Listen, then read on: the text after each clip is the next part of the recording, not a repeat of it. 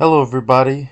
Today we'll be taking a look at the 2025 through 2026 gubernatorial elections as of October 2025.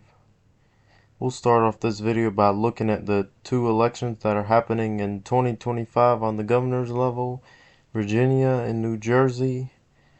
For this video we'll start off with Virginia. As of now we have Sears and Spamberger. Those will be the candidates here. It's looking like Sears. People are making it sound like she's got some sort of surge going on. Some of the polls have it closer.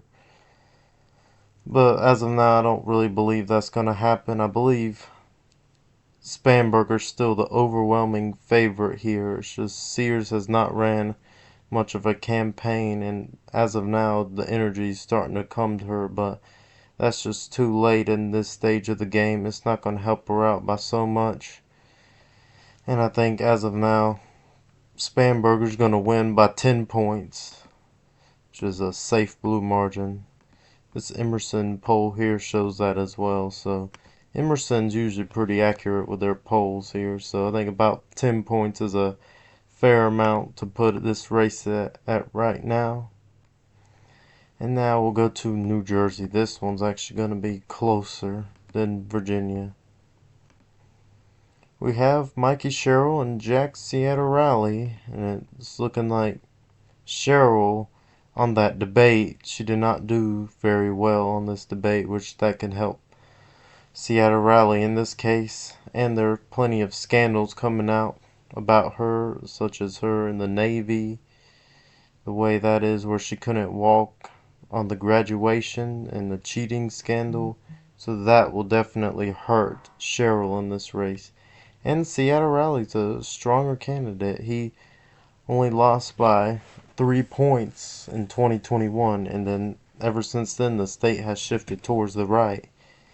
And Ciattarelli has good independent appeal, and there are plenty of few Democrats that would actually end up voting for Ciattarelli in this case because he's more of a moderate than Sherrill is. And the polls, some of them have tightened up, but some of them are still overestimating Sherrill as of now. But at the end of the day, because of all these scandals against Sherrill, I think this will help Ciattarelli. He'll probably win by about 2 points as of now, which is just right at a lean red margin. We do have to consider registrations in the state has also been shifting towards the right. So for now, I'll have New Jersey about 2 points. And now to the 2026 gubernatorial elections. We'll go ahead and fill out the safe red states first. This will be Iowa, Wyoming, South Dakota, Nebraska, Oklahoma, Arkansas, Texas will be safe because Greg Abbott is popular there. Tennessee, Alabama, Florida, South Carolina.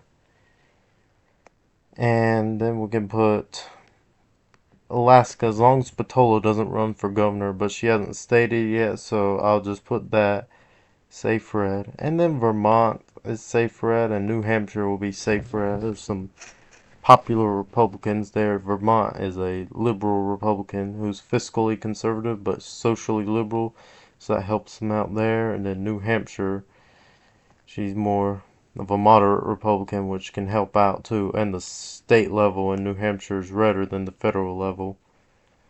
So that looks to be it for safe red states. And now we'll go to the safe blue states. This will be California, Colorado, Illinois will probably be safe. Then we have Maryland, Connecticut, Rhode Island, Massachusetts. And that looks to be about it for the safe states. Now we'll go to the likely red states. Start off with the state of Nevada. We have a popular Republican, Joe Lombardo, who won in 2022, unseating a Democrat here. And his approval ratings are very high as well. So he'll probably win by about 7 to 8 points as of now. He might sweep every county as well, which what's probably preventing him from winning by safe margins just because Aaron Ford is likely to challenge Lombardo. which could decrease the margin some, but Lombardo's popularity will help him out even more. And then the state of Ohio, Ohio, I believe will be likely red as well. We have Ramaswamy versus probably Amy Acton. Either that or Tim Ryan. It's probably going to be Amy Acton for the Democrats.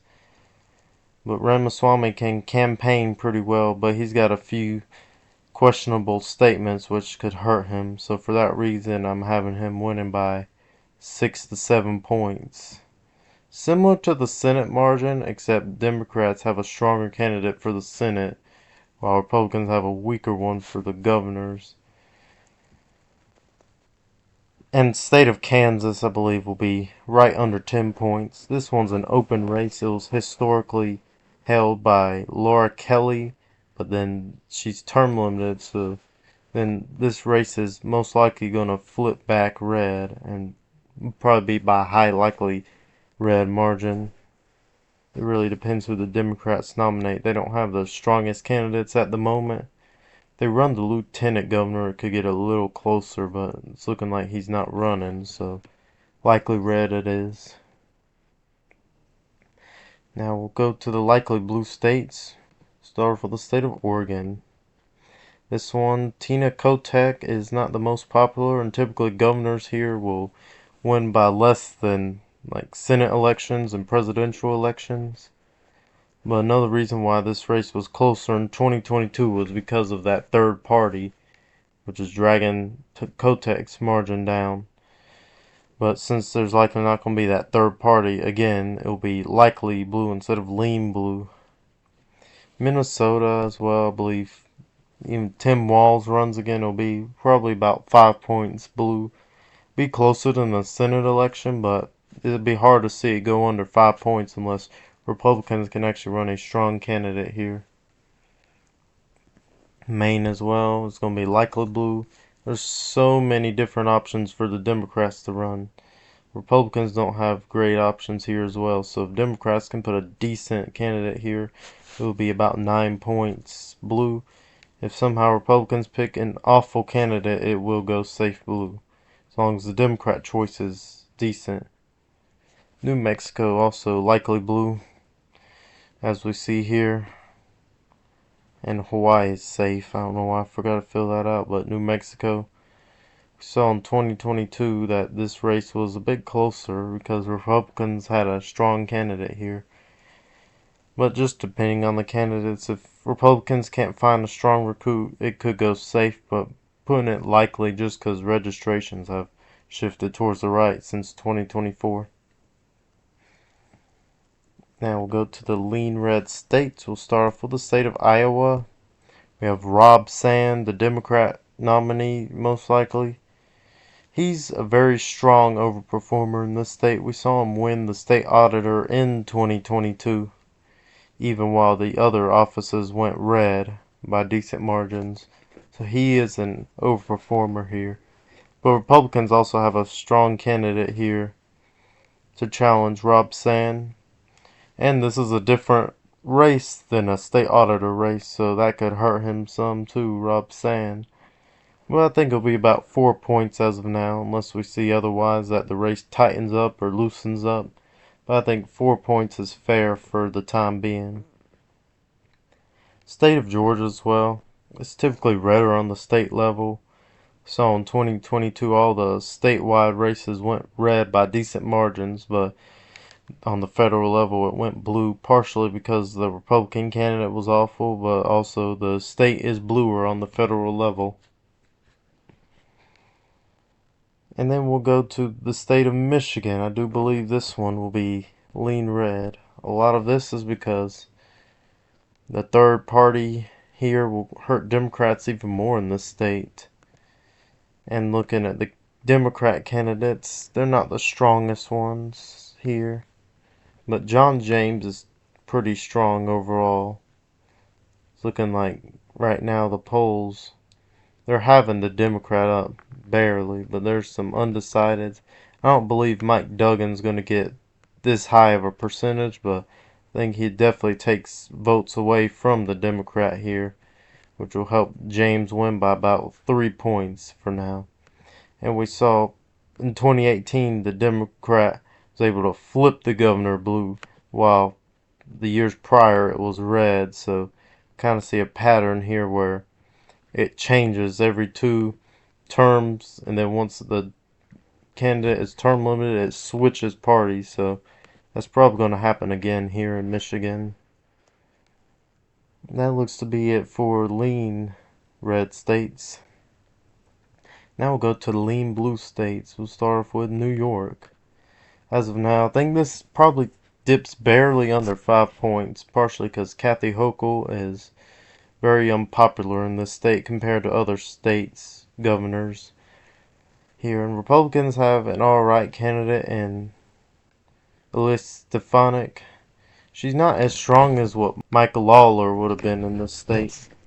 He would have been able to make this at least even closer, but he decides to run for the House race instead. So for now, I'll have this about 4.5 points. If Hochul continues to do better, though, I'll be willing to put this to likely blue. But for now, I think lean blue is fair.